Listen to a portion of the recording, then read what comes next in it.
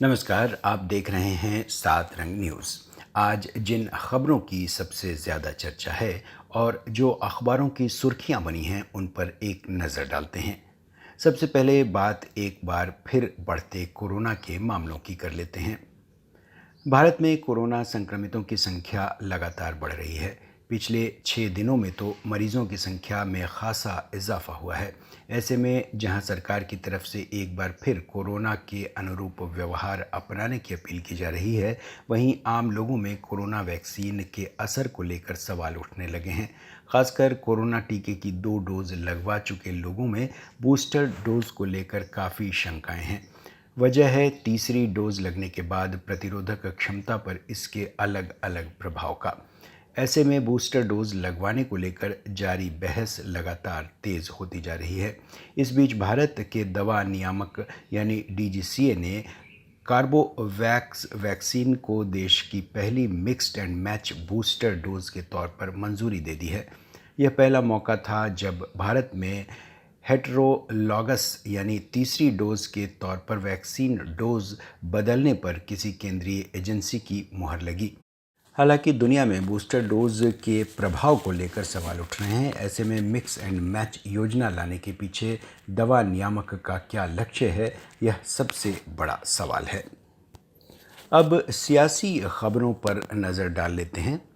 National Herald मामले में कांग्रेस नेता राहुल गांधी से आज लगातार दूसरे दिन भी प्रवर्तन निदेशालय की पूछताछ जारी रहेगी।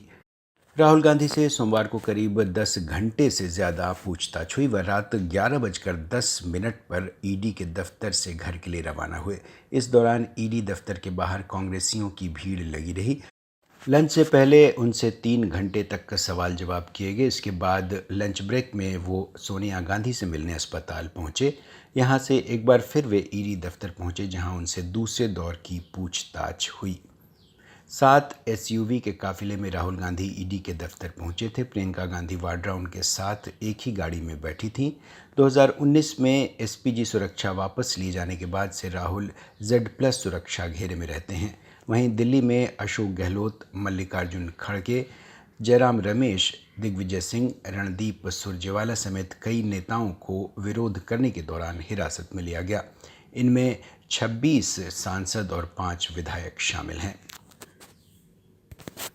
जिस तरह कांग्रेस नेता राहुल गांधी को ईडी कार्यालय में पूछताछ के लिए बुलाया गया, करीब 10 घंटे की पूछताछ की गई और जिस तरह इस मुद्दे पर देश भर में बड़े स्तर पर प्रदर्शन हुआ, वह कांग्रेस के लिए एक बूस्टर डोज की तरह भी माना जा रहा है। इन प्रदर्शनों में कांग्रेस के बड़े कद्दावर नेताओं को न सिर्फ अक्टूबर में होने वाली भारत जोड़ो यात्रा के लिए बड़ी उम्मीदें जगी हैं, बल्कि अब इस दिशा में नई रणनीति बनाने के लिए योजनाएं भी शुरू हो गई हैं। सोमवार को देश भर में हुए इस प्रदर्शन को उदयपुर में हुए चिंतन शिविर के बाद के सबसे बड़े और पहले प्रदर्शन के तौर पर देखा जा रहा है। कांग्रेस के राष्ट्रीय महासचिव रणदीप सुरजेवाला कहते हैं कि दरअसल कांग्रेस सत्य की लड़ाई लड़ रही है। उनका कहना है कि यह लड़ाई आगे भी चलती रहेगी। सुरजेवाला ने कहा कि कांग्रेस की रणनीतियों और देश भर में होने वाले बड़े प्रदर्शन के चलते देश की राजधानी दिल्ली को मोदी सरकार ने छावनी में तब्दील कर दिया है। वह कहते हैं कि यह कांग्रेस के कार्यकर्ताओं की ताकत का डर है जो भाजपा को सता रहा है। राजस्थान की भी एक खबर चर्चा में रही है। राजस्थान में एक बार फिर आरक्षण की मांग को लेकर आंदोलन शुरू हो गया है। अब माली, कुशवाहा, शाक्य, मौर्य समाज ने अलग से 12% आरक्षण देने की मांग की है। समाज के सैकड़ों लोगों ने हाथों में लाठियां लेकर भरतपुर में नेशनल हाईवे 21, जिसे आगरा जयपुर हाईवे भी कहते हैं, उसे जाम कर दिया। 24 घंटे से हाईवे अभी भी जाम है। इधर भरतपुर संभागीय आयुक्त सांवरवल वर्मा ने सोमवार सुबह 11 बजे से 24 घंटे के लिए 4 कस्बों में इंटरनेट भी बंद कर दिया। सरकार ने मंत्री विश्वेंद्र सिंह और संभागीय आयुक्त को आंदोलनकारियों से बातचीत करने के लिए अधिकृत किया है। आरक्षण संघर्ष समिति के संरक्षक लक्ष्मण सिंह कुशवाहा ने कहा है कि समाज के लोग संविधान के तहत आरक्षण की मांग कर रहे हैं।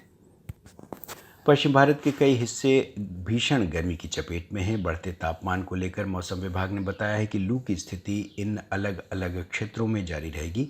14 जून तक पंजाब, हरियाणा, दिल्ली और दक्षिण पूर्वी उत्तर प्रदेश के कुछ हिस्सों में लू चलेगी। मध्य और आसपास के पूर्वी भारत के अधिकांश हिस्सों से लू की स्थिति खत्म हो गई है। मौसम विभाग ने अगले 2 दिनों के दौरान उत्तर पश्चिम भारत में अधिकतम तापमान में कोई महत्वपूर्ण बदलाव नहीं होने और उसके बाद धीरे धीरे 2 से 3 डिग्री सेल्सियस तापमान के गिरावट की भविष्यवाणी की है। मौसम विभाग ने दिल्ली, एनसीआर और उत्तर पश्चिम भारत के मैदानी इलाकों में भीषण गर्मी और लू की स्थिति से थोड़ी राहत मिलने की उम्मीद जताई है। दिल्ली एनसीआर क्षेत्र में 16 और 17 जून को बारिश की संभावना है।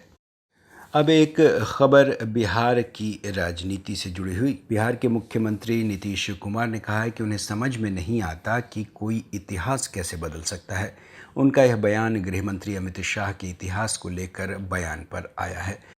पत्रकारों से सवाल जवाब का यह वीडियो सोशल मीडिया पर भी साझा किया गया है। उसमें नीतीश कुमार को पत्रकारों के सवालों का जवाब देते हुए सुना जा सकता है। नीतीश कुमार कहते हैं कि क्या आप इतिहास बदल देंगे? हमको तो समझ ही में नहीं आता कि कोई इतिहास कैसे बदल सकता है। इतिहास तो इतिहास है। नीतीश कुमार ने यह टिप्पणी तब की जब उनसे कहा गया कि वह गृह मंत्री अमित शाह की इतिहास को लेकर की गई टिप्पणी पर क्या बोलते हैं। देश के गृह मंत्री ने 3 दिन पहले ही एक कार्यक्रम में सीधे चुनौती देने के लहजे में कहा था कि हमें इतिहास लिखने से कौन रोकेगा। आज की चर्चा में रहने वाली इन्हीं खबरों पर फिलहाल हमारी नज़र बनी रहेगी। फिलहाल इस बुलेटिन में इतना ही। नमस्कार।